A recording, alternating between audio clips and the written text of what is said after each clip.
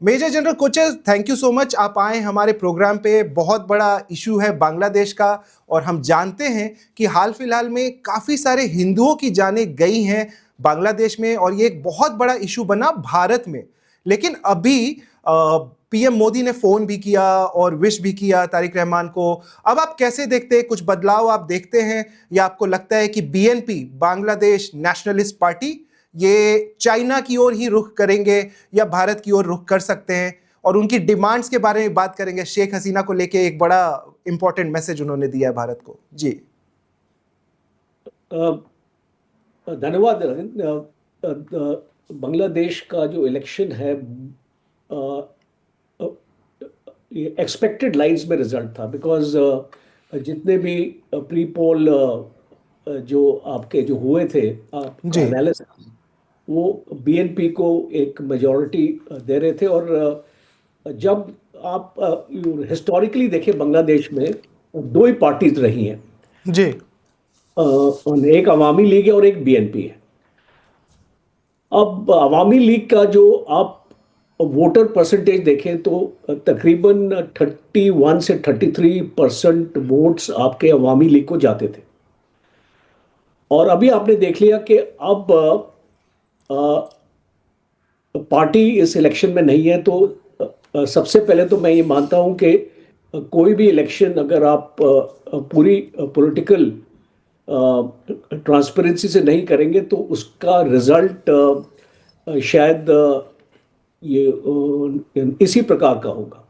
जी दूसरा, जमात इस्लामी को अगर आप देखें तो जमात इस्लामी का कभी भी बांग्लादेश में फुटप्रिंट इतना ज़्यादा नहीं था। जी 2% वोटर्स थे इनके।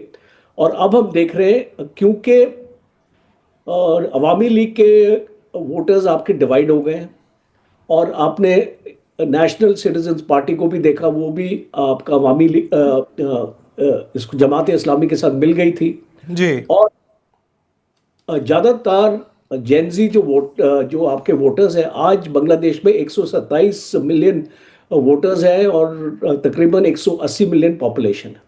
जी तो उस तकरीबन अगर आप इसका एनालिसिस करें तो 28% आपके जेनजी ये आपके वोटर्स हैं। तो वो काफ़ी इन्फ्लुएंस किया है जी जमात को यहाँ तक लाने के लिए। देखिए, आप एक टर्न अराउंड नहीं कर पाएंगे एक इलेक्शन में। जी आज हमने देखा कि जमात को तकरीबन 70 वोट मिले, और कभी भी ऐसा हुआ नहीं है कि जमात ने इतने वोट्स लिए। तो एक एक एक सिग्निफिकेंट, मैं इसको देखता हूं बांग्लादेश में, एक शिफ्ट जो जमात की तरफ आपको इशारा करता है, खास तौर पे जी जब आपका अवामी लीग यहाँ पे नहीं है। जी दूसरा, इसको भारत का आपने सवाल किया कि बीएनपी का रुख क्या हुआ। देखिए, इसका जो 5 चीजें इसकी एक्चुअली सामने आ गई हैं। जो सबसे पहले है कि भारत के साथ जो भी वाटर डिस्प्यूट है, तीस्ता रिवर का आप जानते हैं वाटर जी डिस्प्यूट है, बिल्कुल जी और आपने एक गंगा वाटर शेयरिंग का भी एग्रीमेंट है, जिसमें तकरीबन बांग्लादेश को 55% मिलता है, भारत को 45% मिलता है। पर वो एक आपसी ट्रीटी है दोनों के देशों में। बट अब क्या बोल रहे हैं, बीएनपी ये बोल रहा है कि हम इसको 1997 यूएन वाटर कन्वेंशन को ये जो मुद्दे को लेके जाएंगे, और जी हमको अपना फेयर शेयर चाहिए पानी का, इसका ये मतलब है। और खास तौर पे तीस्ता का जो पानी है, जी और इंडिया ने ये वो एग्रीमेंट इंडिया ने एक्सेप्ट नहीं किया था। अभी भी कोई एग्रीमेंट नहीं है तीस्ता वाटर का।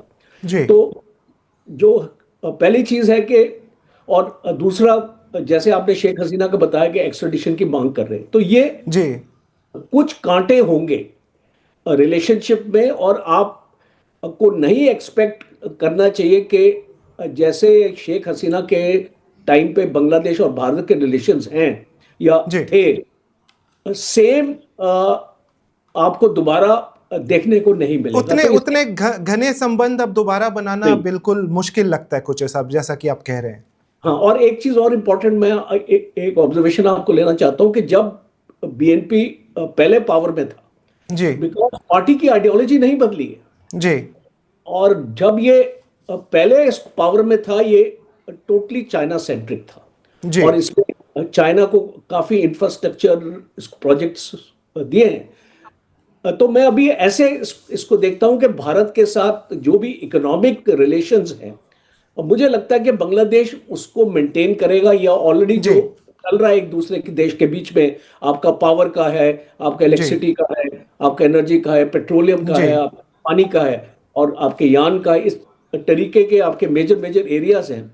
जी पर वो उसको अब भी स्लो करने की कोशिश करेगा, और चाइना को एक मेजर शेयर देने की कोशिश करेगा। मुझे इसको, मेरी जो रीडिंग ये है इसको बीएनपी की, चाहे जो भी आज प्राइम मिनिस्टर मोदी ने उनको कंग्रेचुलेट किया, एक अच्छा जी स्टेप भारत की तरफ से।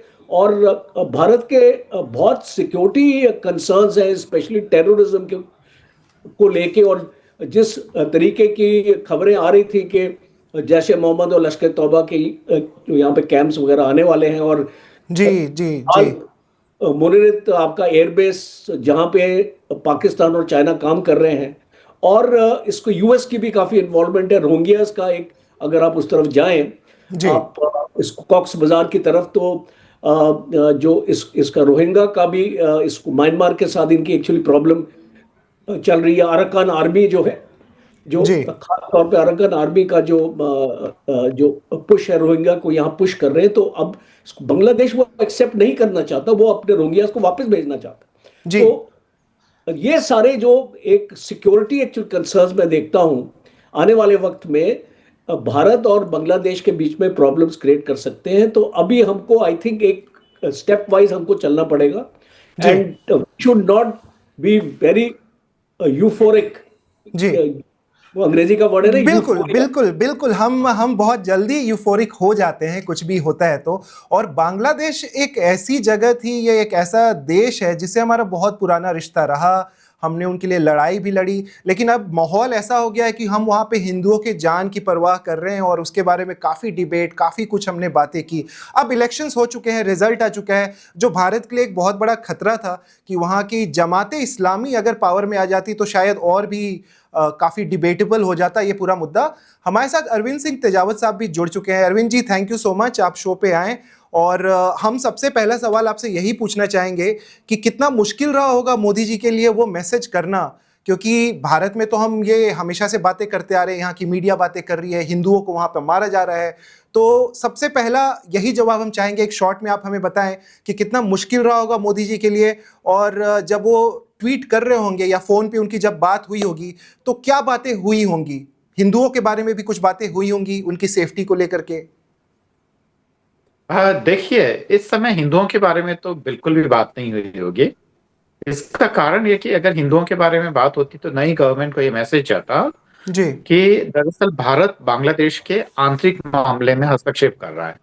जी क्योंकि इसका कारण ये है कि इसे जो ज्यादातर जो डिप्लोमेट्स हमारे फॉरेन मिनिस्ट्री में बैठे हुए हैं, उनकी ये समझ है कि हिंदुओं की वहां पे हत्या, हिंदू कहें या अल्पसंख्यक कहें, जिनमें ज्यादातर हिंदू ही हैं, जी तो अल्पसंख्यकों की जो हत्या हो रही है वो बांग्लादेश का आंतरिक कानून और व्यवस्था का मामला है, लॉ एंड ऑर्डर का मामला है। तो इस तरीके से भारत उसमें कोई इंटरफेरेंस नहीं करना चाहता है, बांग्लादेश की सरकार खुद देखे। फिर नॉर्मली जैसे कि जो जितने हिंदुओं की हत्या हुई है उनकी संख्या बहुत कम है, 5 या 6 है। तो नॉर्मली आठ जब आठ कोई भी तेजावत जी, आठ आठ आठ आठ आठ हिंदुओं की हत्या हो गई। लेकिन हाँ, मीडिया ऑफ कोर्स ज़्यादा उस पे सजग, और भारत की मीडिया उस पे ज़्यादा सजगता से रिपोर्ट करेगी, वो जाहिर सी बात है, क्योंकि हिंदुओं का मामला आता है तो उसको करते हैं जी। तो ये हम हिंदुओं को लेकर के इसलिए बातें कर रहे थे क्योंकि अल्पसंख्यक हैं, जैसे हम भारत में भी अल्पसंख्यकों की बात करते हैं, और वो हर जगह खतरा तो है ही। इसके अलावा जो हम दूसरी बात करना चाहते थे कि बांग्लादेश इतना इम्पॉर्टेंट क्यों है, और उसके लोकेशन वाइज भी काफ़ी इम्पॉर्टेंट है। ट्रंप का भी काफ़ी इंटरेस्ट दिख रहा है क्योंकि उन्होंने बांग्लादेश पे कम टैरिफ्स लगाए और एक तरफ भारत पे उससे ज़्यादा टैरिफ्स लगाए। तो इसका रीज़न आप कैसे देखते हैं? संक्षेप में एक आपसे स्टेटमेंट चाहूँगा, फिर कोचस आपके पास जाएंगे, क्योंकि वो स्ट्रैटेजिकली थोड़ा बता पाएंगे कि बांग्लादेश, एक तो हम जानते ही है कि चिकन स्नैक तो है ही है, लेकिन और भी क्या रीजंस हैं कि बांग्लादेश हमारे लिए इतना इंपॉर्टेंट हो जाता है? जी देखिए नगेन साहब, बहुत सारी चीजें एक साथ है जो कि हम मैं एक एक करके जवाब देना चाहता हूँ। जी तो पहला तो नगेन साहब ये है कि उसको चिकन नेक कहना ठीक नहीं है, क्योंकि ये नाम दरअसल जो वेस्टर्न वर्ल्ड है उसका दिया गया हम्म है। और क्योंकि नाम ऐसा था कि वो चिकन की नेक जैसा ही दिखता है, इसलिए जो इंडियन जो मीडिया या जो एक्सपर्ट्स है उन्होंने अडॉप्ट कर लिया, जो कि एक तरीके से सही नाम नहीं है। वो सिलीगुड़ी कॉरिडोर जो है जी वो सच में जैसा हम चिकन नेक से जो इम्प्रेशन आता है वैसा नहीं है, क्योंकि भारत के पास बहुत सारे ऐसे तरीके हैं कि वो बदले में बहुत सारी कार्रवाई कर सकता है, और उस पे कोई भी खतरा आना तो बहुत दूर की बात है। भारत के लिए केवल जो कंसर्न हो सकता है वो ये है कि हमारे खासकर जो पूर्वोत्तर में जितने भी जो ऑर्गेनाइजेशंस है, जो खासकर सेपरेटिज्म को बढ़ावा देते हैं, तो ऐसे अलगाववादी तत्वों को बांग्लादेश में शरण मिल सकती है, और वहां से जो वापस प्रत्यर्पण जो है वो इतना आसान नहीं होगा अगर सरकार के साथ हमारा ठीक से नहीं बनती है। तो एक इस संबंध में नगेन साहब देखिए, दो चीजें हैं। एक तो वो लोग सोचते हैं जो कि ये कि बांग्लादेश और भारत के रिश्तों में एक कंटिन्यूटी रहेगी, और जी दूसरे वो लोग वो है वो ये सोचते हैं कि कंटिन्यूटी नहीं रहेगी, समीप आएंगे। इसका मैं कारण बताता हूँ। मैं सोचता हूँ कि ज्यादा समीप आएंगे, और जो तारिक रहमान साहब और बीएनपी को लेकर जो आम तौर पे जो डर है वो फालतू का डर साबित होगा। इसका कारण बताता हूँ।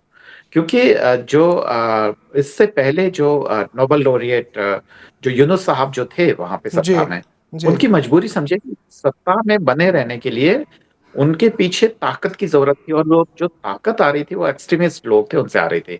अकेले यूनुस साहब पूरे बांग्लादेश की आर्मी से लेकर वहां की नौकरशाही से लेकर वहां की पुलिस प्रशासन सब पे कब्जा करना उनके लिए संभव नहीं था। जी उन्हें कोई ना कोई ताकत चाहिए थी जिसके बूते पे वो बने रहे। वो ताकत के सोर्सेज अलग अलग हो सकते थे, जी और बदकिस्मती से वो सारे ही जो सोर्स थे वो दरअसल कट्टरपंथियों के थे। तो पहला तो ये इम्प्रेशन है कि जो कट्टरपंथी है वो जैसा हावी रहेंगे, और जैसा बांग्लादेश यूनुस साहब के समय चल रहा था वैसा का जी वैसा आगे चलेगा। और दूसरा ये तरीका है, जैसे कि हम ये सोचे कि 2001 से 2006 के बीच में जो बीएनपी लेड गवर्नमेंट थे वैसा का वैसा रहेगा, क्योंकि हम पास्ट एक्सपीरियंस से ये देख रहे हैं। तो ये दोनों ही पास्ट एक्सपीरियंस है। Subscribe to One India and never miss an update. Download the One India app now.